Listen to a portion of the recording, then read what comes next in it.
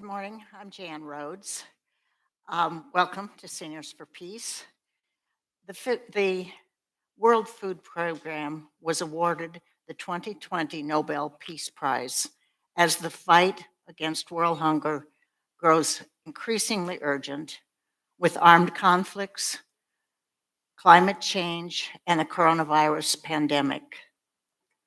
The organization was honored particularly for its contribution to bettering conditions for peace in conflict-affected areas, and for acting as a driving force to prevent the use of hunger as a weapon of war. The Nobel Committee addressed the threat of a hunger crisis of inconceivable proportions unless the World Food Program and organizations that share that focus receive the funding that they need to carry out their work. The World Food Program was created, Gary.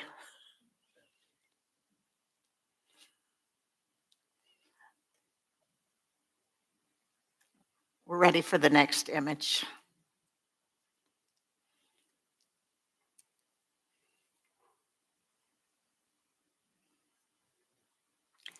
The World Food Program was created in 1961 at the behest of United States President Dwight Eisenhower as an experiment to provide food via the United Nations.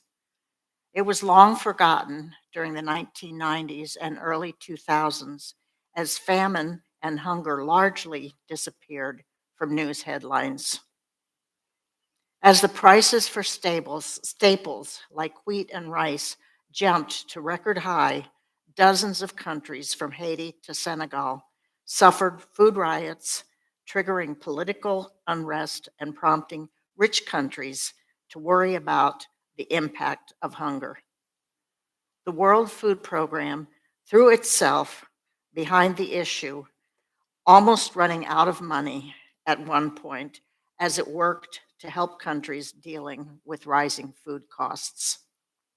Since then, the World Food Program has played a major role in feeding refugees from recent conflicts, including Syria, Iraq, and Liberia. In acknowledgement of the group's work, donor countries have increased their support. In 2020, the World Food Program got roughly $8 billion from donor nations, up from $4.5 billion in 2015. The United States accounted for more than 40% of the total last year, followed by Germany, the UK, and other European nations, and Saudi Arabia. World Food Program operations are funded by voluntary contributions from governments of the world, and also from corporations and individuals. Next image. The World Food Program is the world's largest humanitarian organization focused on hunger and food security, and the largest provider of school meals. It is headquartered in Rome and has offices in 80 countries. As of 2020, it served 115 million people in 80 plus countries. In addition to emergency food relief, the World Food Program offers technical assistance and development aid, such as building capacity for emergency preparedness and response, and managing supply chains and logistics, promoting social safety programs, and strengthening resilience against climate change. This is the compelling story of a lost boy who became a humanitarian in South Sudan. Recruited by militants in the 90s, Elijah Manyok Jok escaped Kenya, where he received World Food Program school meals. This story will be primarily in Elijah's own words, and and not necessarily in chronological order. As a child, I saw the cars driving through the streets of Kakuma refugee camp, vehicles emblazoned with the blue letters WFP.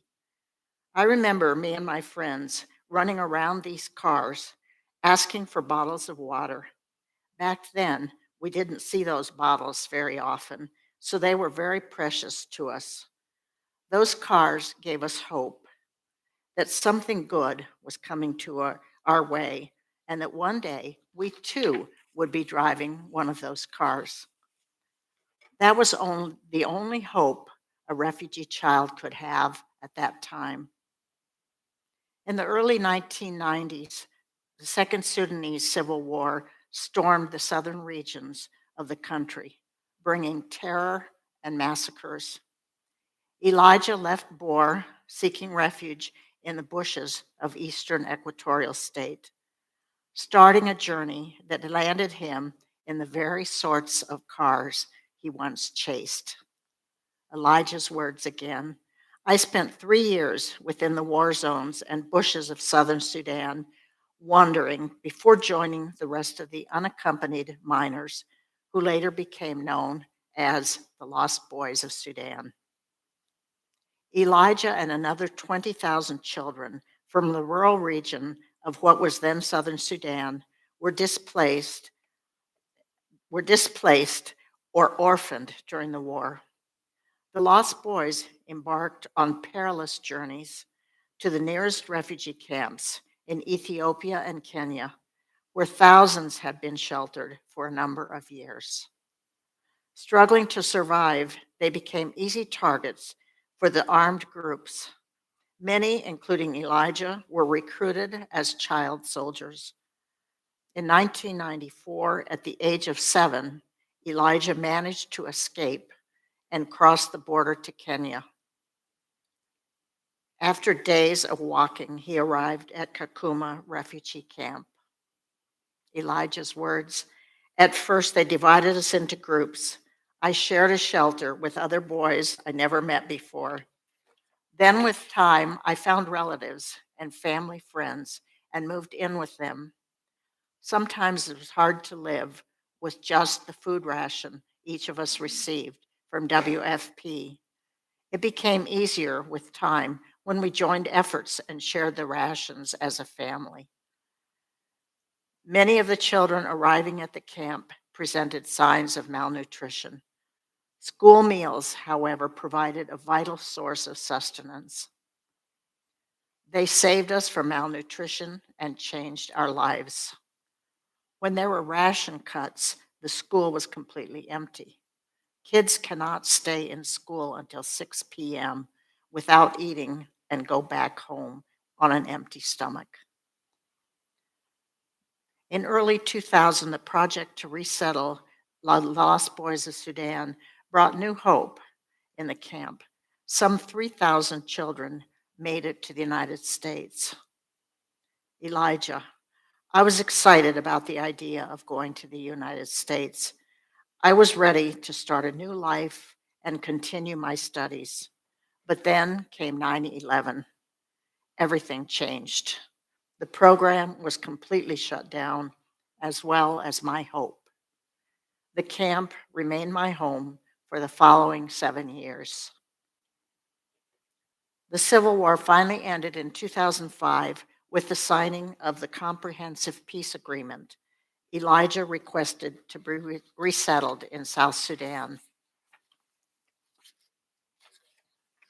In 2007, Elijah flew back home on a United Nations High Commission for Refugees, that's UNHCR flight. He settled in Bor, where he was finally reunited with his parents. He enrolled in an online university to pursue a degree in business administration. Upon graduating in 2010, he received a call from the World Food Program offering him a position as a field monitor. Elijah, there was a strong calling in me to step up and help my people help themselves.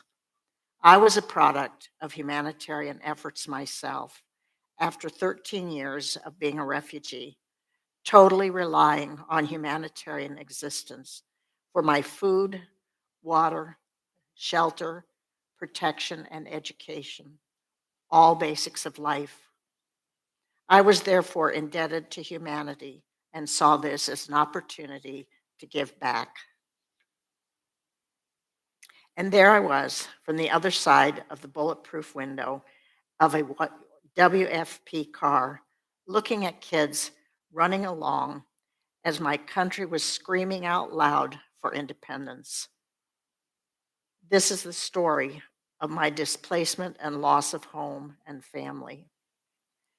We had been living in a Taki refugee camp in the Democratic Republic of Congo.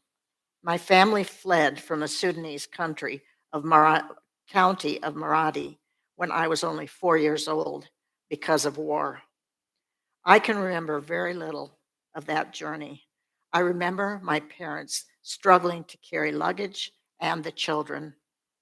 I was on my father's shoulders. I remember my father carrying me under a big tree and cutting a vine called alanga in the local language. He held me up so I could drink the juice dripping out of the cut in the alanga. I remember walking through a thick forest and being scared at night, hearing the sounds of wild animals making noises just very near the forest. At first, my life in the camp was hard. Next image, Gary.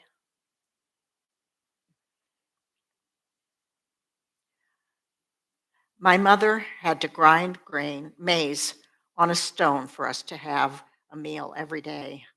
That was the only food we had, along with beans and cooking oil.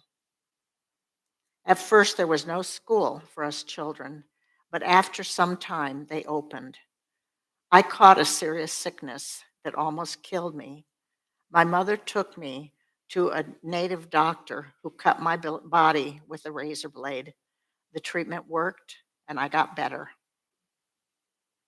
On the evening of January 6, 2000, my uncle Christopher Luke took me from my mother. I was only 11 years old. My mother walked with us a little of the way until we came to the River Luku, where she said goodbye. She hugged me and through her tears told me, "My son, go. You will always remain in my heart. We will meet again in the nearest future." I left her standing just near the bridge. After walking a few hundred meters, I turned to look behind us, and she was still looking me in the eye. Our eyes met, and she waved to me. I can remember many nice times with my mother when I was growing up. My mother loved me so much. She would tease us children. One day, she had slaughtered a chicken, and we were looking forward to eating it. But she told us that she had put chili in the sauce. You don't give chili to children. And she said she wanted to see who was going to eat the chicken today. We were cross. I was in a bad mood. But then she went inside and got us our chicken sauce without chili. She was just joking with us. It was crushing when she said goodbye. Even when we lived in Democratic Republic of Sudan, of Congo, we did not completely escape the conflict. South Sudan People's Defense Forces would come over the border into the Congo looking for soldiers who had deserted. We would get warnings and go sleep in the bush. But one time we were sitting around a fire and soldiers arrived. We were scared. They took all the adult men and caned them and shouted at them, asking if they were soldiers. There were 5 of us who walked from the Congo to Uganda. My elder sister, Magdalena, and her baby, a lady named Linda, my uncle Christopher Luke, and me. We walked for 5 days. On the first day, we didn't walk far because it was late in the evening when we started the journey. But on the second day, we walked from 5 in the morning until 8 at night. We followed a dirt road, and Linda had some shoes, but my uncle and Linda had some shoes, but my sister and I had no shoes. We were barefoot. We scrambled through the shade. That night, I got some rest at a church by the roadside. On the third day, I was unable to walk. My feet were all swollen and very painful. I was a child, and I wanted to go back to my mother, but it was already too far to go back. I was too heavy to be carried. My uncle had to give me a stick to walk with. When I tried to walk with it, it was so painful, but I got used to it. We walked through the heat of the day until the evening when it was very cold. We got some rest at someone's home by the road, but we only had bed sheets to keep us warm, and we were covered in mosquito bites. Later, after we reached Uganda, I fell ill with malaria. On the fourth day, I felt a bit better, but my leg was still painful after the long distance we had covered. My uncle knew how far we had to walk, but he tricked us, telling us that the place is nearby and pointing out some distant trees, saying that just behind that tree we would reach our destination. But with his encouragement, we managed to reach Camp Rhino in Arua district in Uganda 6 days later on January 12th, 2000. My uncle had already been living there for a year with my older brother, Victor.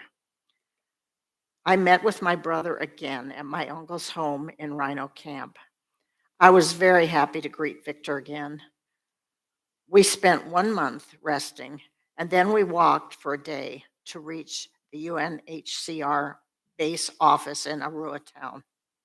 We were registered as refugees, and a UNHCR truck took us back to the camp. Then my uncle registered me at a primary school. He advised me to study hard so that I could help our mother in the future. That is why he had taken the chance of taking my elder brother and me with him to Uganda. He would tell me, "You study hard to become a great person in future. I know you are bright in school. Do not let yourself down." My father was a doc His father was a doctor in South Sudan, and he knew education could take you to a better place.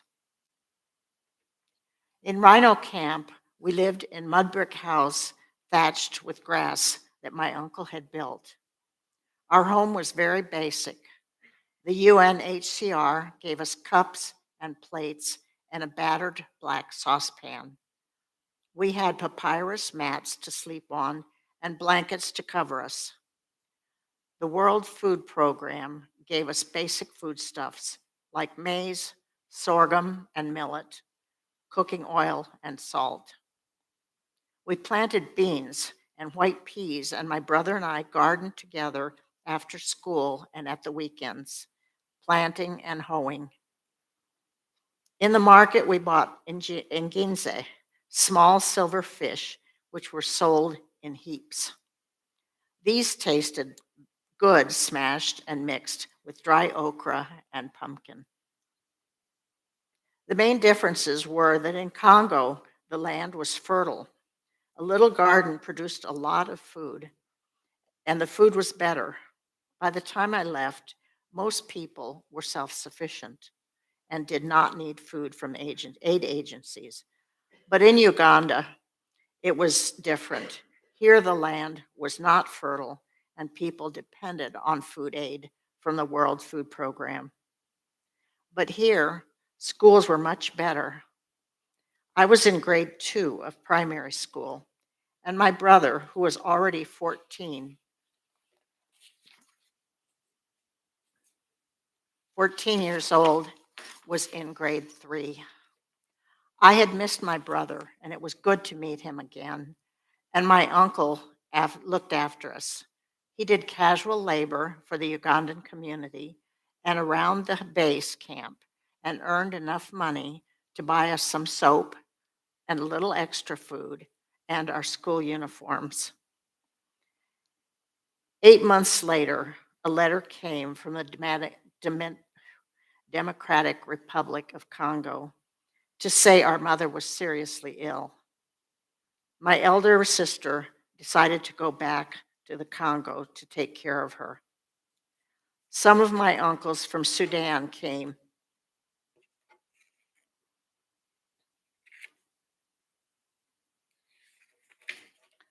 Some of my uncles from Sudan came to the Congo and took my mother, my elder sister, and my brother and sister back to Sudan.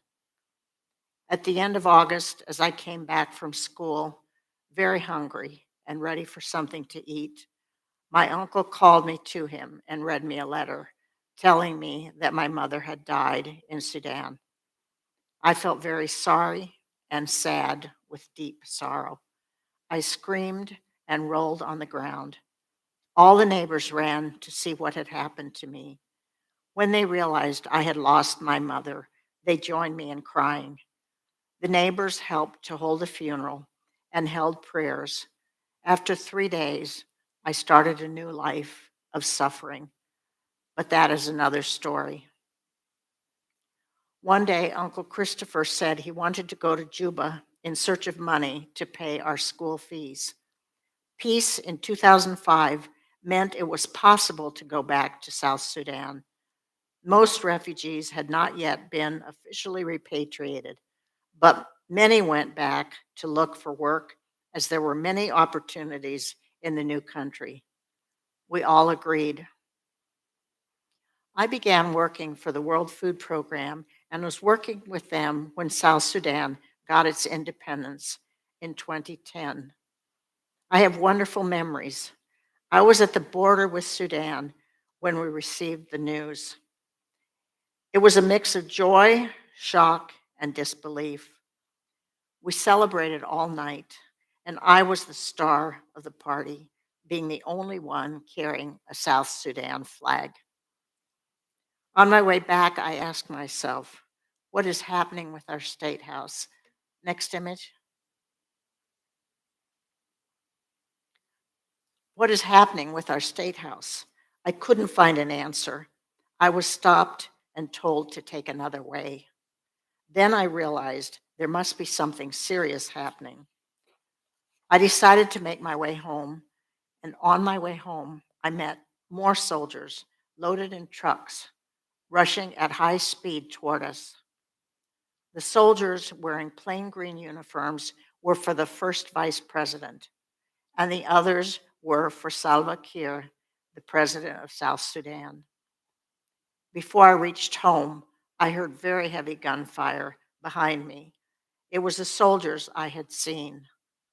They opened fire face to face, and almost all died. There were very few survivors. A few months later, an incident happened in Juba. An ammunition store busted in the air, and the explosion killed many people. My uncle disappeared completely. His body was not found.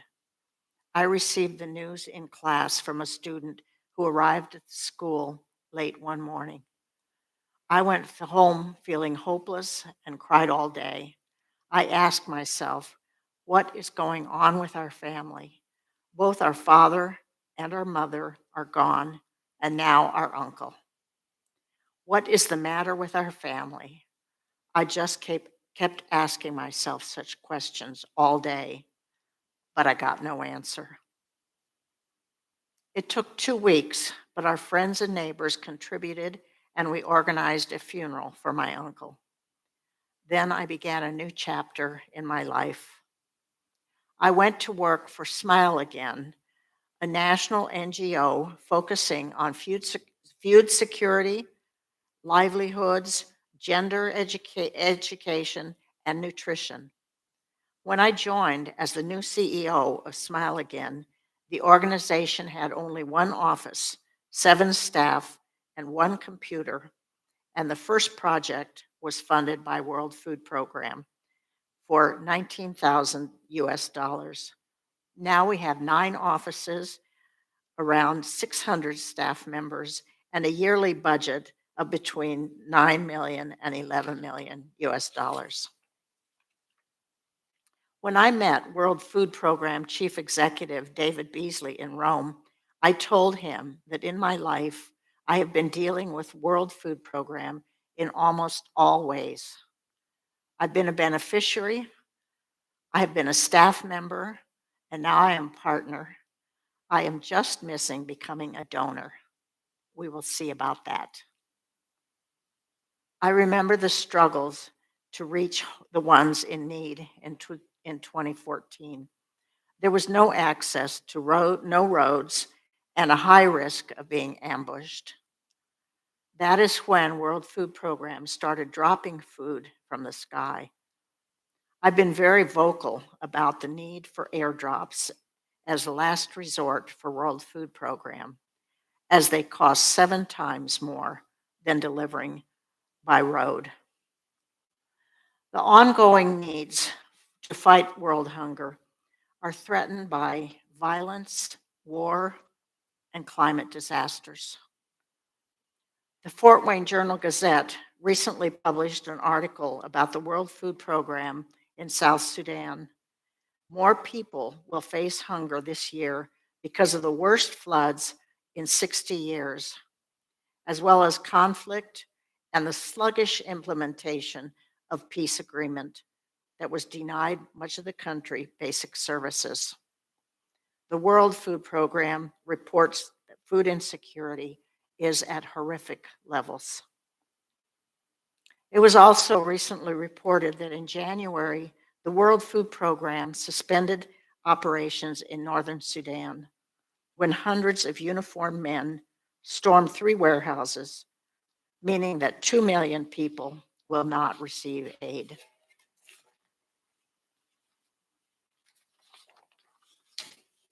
Since the Peace Prize was awarded in 2020, there have been new crises in the world leading to food insecurity.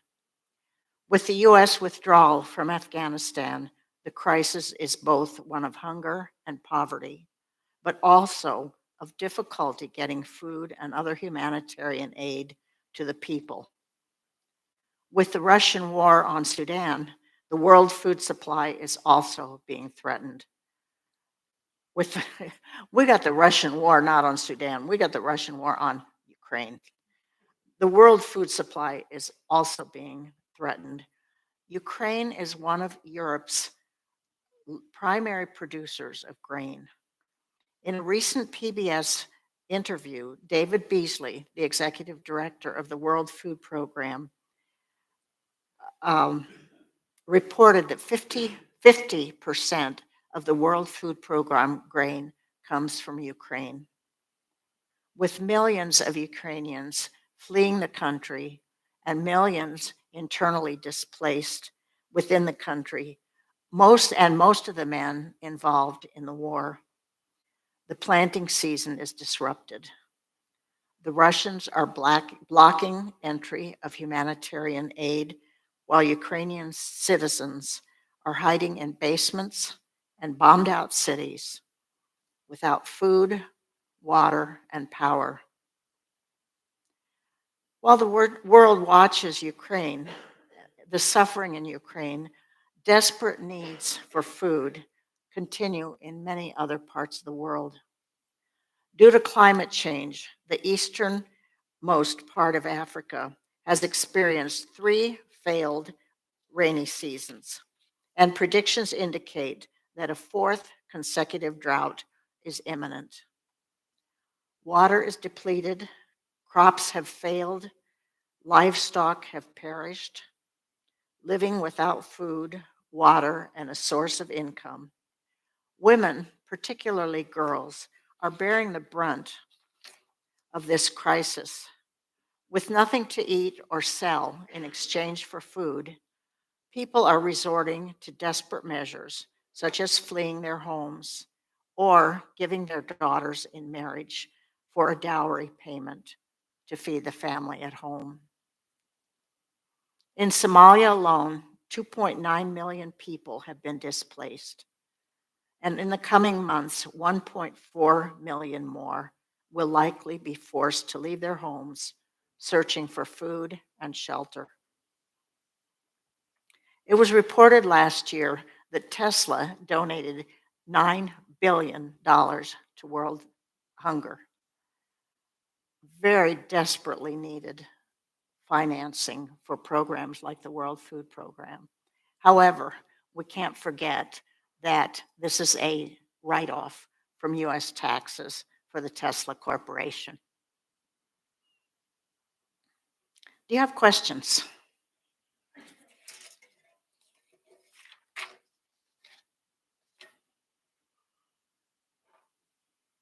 I thought you might be interested in some of the recent recipients of the Nobel Peace Prize.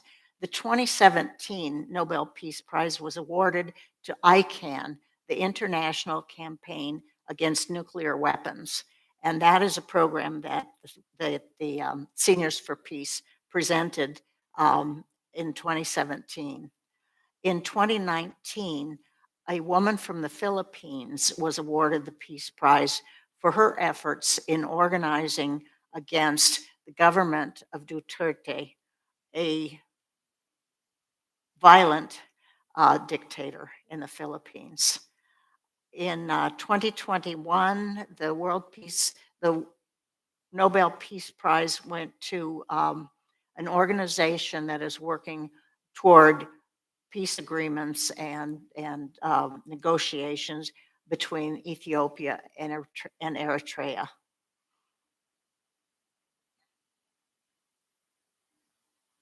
Any questions? What do you see as the most hopeful or good news?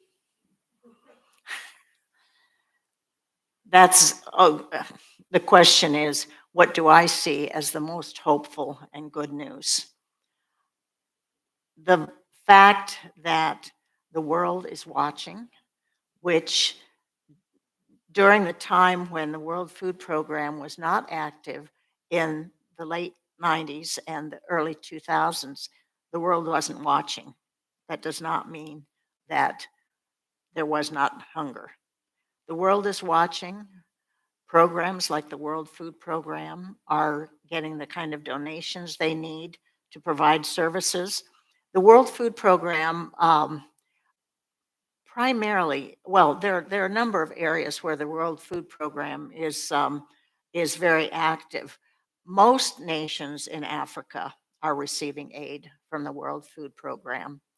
A number in the Middle East, Syria with conflicts there, in the Pacific Islands, China, India, Central America, and South America, particularly where there is climate change and armed conflict, gang warfare that are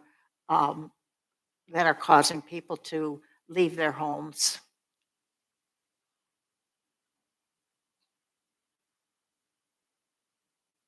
Thank you.